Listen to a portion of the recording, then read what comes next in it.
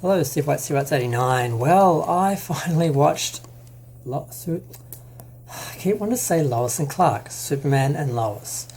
Um, it was good. I was surprised. I was worried about watching it because I hadn't seen. I'm not up to date with Supergirl, so I had never seen this Superman. I'd seen a few pictures of him. I knew there was a Superman in Supergirl, and I had no idea. I had no idea they had kids. I had no idea him and Lois were married. I didn't know anything. Fortunately, they have a little bit at the start that kind of catches you up on everything. Um, and I'm not hugely impressed by the two actors playing Lois and Clark.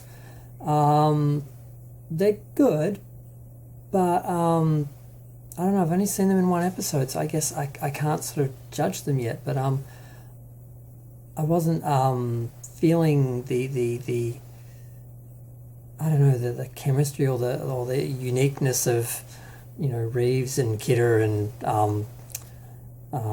Terry Hatcher and Dean Cain. I don't know. But overall, the story was good. This is a spoilers review. Where do I start? Basically, in the first 15 minutes, Mrs. Kent dies. We only really saw one scene with her, and I unfortunately went to the kitchen during that, so I missed a little bit of the dialogue, which I thought, why aren't you listening? Why you should be appreciating Martha. Like, he's not Eva. Like, you're just as bad as him. So the actress was really good, and I thought, oh, well, they've done a real good job of Mrs. Kent. I'm going to look forward to watching her and having her sort of be the grandmother, because they have twin boys, and I'm like, oh, wow, I didn't even know he had kids. I know Lois and Clark ended with a baby, and Superman Returns, there was the kid, but I didn't know they were going that route with this. I hadn't heard any mention of them having kids or anything, so like I said, I was really not up to date with Supergirl. So Martha dies, and they go back to Smallville, and there is the town is sort of, people are selling the farms, the community's sort of collapsing. There's Lana's husband is a bit of a jerk, and he's got that whole city elites attitude issue, and gives them a sort of looking at them as small town yokels or something, like Clark didn't grow up there. Martha sold her farm into a second mortgage so she could help out some friends, and they were given the option of buying out the farm or selling out the rest of the farm and getting the money. So the boys meet up with Lana's daughter, and they have a little accident in the barn and don't die. This is a bit suspicious, because they are suspecting that one of the boys, Jonathan, has latent superpowers and the other one doesn't. Because one of the sons is an emo, he's got issues, he's all depressed and anxiety and on pills, and the other one's like a track star, so I had one of those relationships with my brothers where he was sort of the perfect one and I was like, so I'm kind of relating to different parts of Superman. And I was sort of going to go into that whole thing, but like that's kind of a whole other story about Superman in general. But yeah, eventually, obviously they know something weird is happening. They should have died.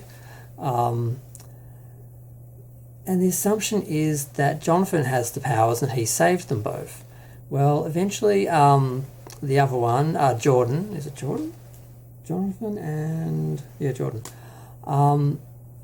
He's interested in Lana's daughter, I've forgotten her name, and they go to a party, like a bonfire sort of thing, and he kisses her after a nice little conversation, and she's neglected to mention she has a boyfriend who's a big black guy, so of course he's not very happy and has to, put them in their place.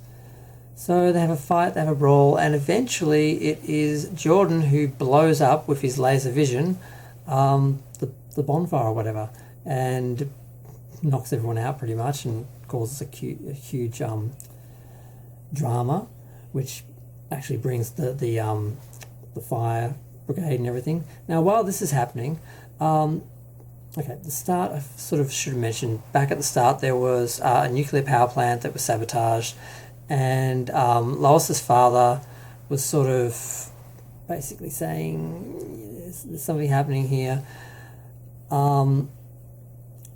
Someone is watching Superman because there's lead, so they can observe him and he can't see them and blah blah. So he has this conversation with this guy, and eventually there's a confrontation. They have this fight. He's a Kryptonian. He has superpowers.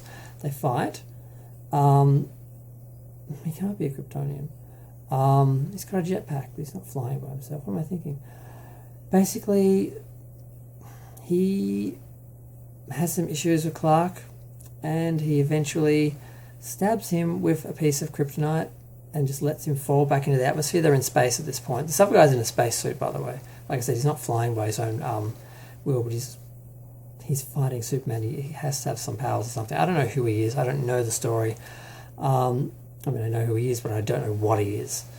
So just before he hits the ground, he pulls the kryptonite out and comes back to being Superman, flies back, finds that Lana's husband has basically saved his kids again from another emergency. And of course they freak out, and eventually he has to tell them, yes, I'm Superman, you're half alien, we thought you had powers. And it turned out it was Jordan who had the powers who saved his brother. Obviously, since he was I just thought they both had powers and he was just finding his, but I guess the assumption is that Jonathan doesn't have any. But so they decide, for the good of their children who are suffering because Metropolis life is too quick, they decide to keep the farm and stay in Smallville. So I wasn't expecting any of this. I wasn't expecting him to be married to Lois. I wasn't expecting them to have kids. I wasn't expecting Martha to die. I wasn't expecting them to move back to Smallville, and it's sort of a repeat of Smallville in a way. And it's just so strange. As you get older, these characters, their lives change as yours do. Like, all my friends have kids, and now Superman has kids, and he's gone back home. He's not an empty nester. What is it when you go back home? It's just really weird. And at the end, we see that this guy in the suit is Captain Luthor, Lex Luthor, Black Lex Luthor. And I'm like, I don't know who that is. I've always thought of Lex Luthor as being this rich white businessman, evil capitalist guy.